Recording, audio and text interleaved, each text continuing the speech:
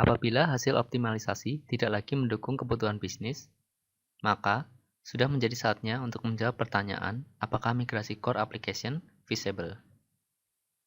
Feasibility study migrasi core application haruslah komprehensif, baik dari sisi identifikasi kebutuhan, analisis manfaat, analisis resiko dan mitigasinya, analisis kesiapan organisasi, dan change management.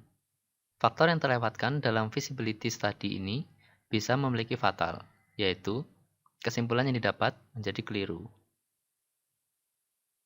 Berikut adalah tahapan dilakukannya feasibility study, yaitu identifikasi kebutuhan, identifikasi dasar, analisis manfaat, analisis kesiapan organisasi, analisis resiko, penyusunan dokumen, justifikasi kelayakan, joint planning session, dan melakukan proses approval. Berikut adalah contoh dari feasibility study, diantaranya dengan memperhatikan beberapa aspek seperti dasar kebutuhan migrasi, deskripsi manfaat dan implikasi migrasi GPS, kesiapan organisasi, dan analisis dan mitigasi resiko migrasi. Penyusunan requirement solusi dilakukan dengan menganalisis pertama, kebutuhan bisnis seperti arahan top management, strategi bisnis perusahaan, interview detail, seluruh unit bisnis terkait. Yang kedua, melakukan survei pasar, yaitu identifikasi seluruh solusi core application yang ada, analisis kelebihan, kelemahan, seluruh solusi, analisis karakteristik aplikasi, baik fungsional maupun non-fungsional, dan yang terakhir adalah menetapkan requirement. Bila hasil kajian feasibility menyatakan memang migrasi core application feasible dan requirement solusi sudah dapat ditentukan, maka hanya perlu menyusun justifikasi migrasi core application. Justifikasi harus disusun agar memberikan dasar pengadaan yang benar-benar kuat, mengingat proyek ini biasanya adalah very high cost dan very high risk.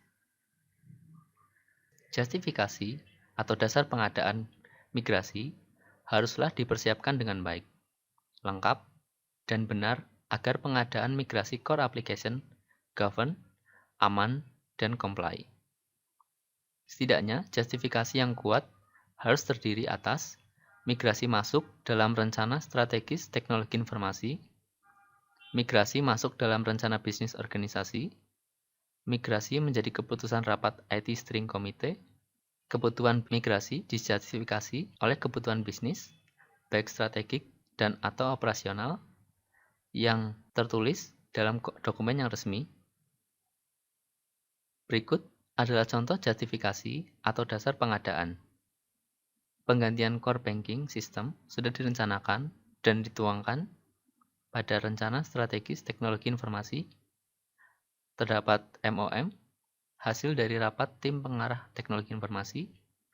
Terdapat anggaran rencana penggantian core banking system pada rencana bisnis organisasi.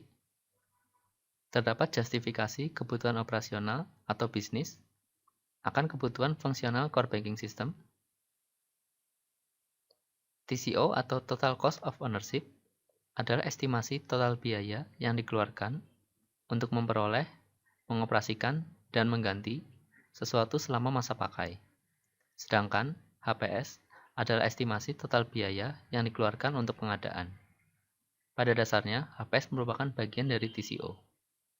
Berikut ini adalah contoh TCO untuk mengganti CBS, yaitu sebesar $6.760.000. Sedangkan berikut adalah TCO apabila tidak melakukan penggantian CBS, yaitu sebesar $9.840.000.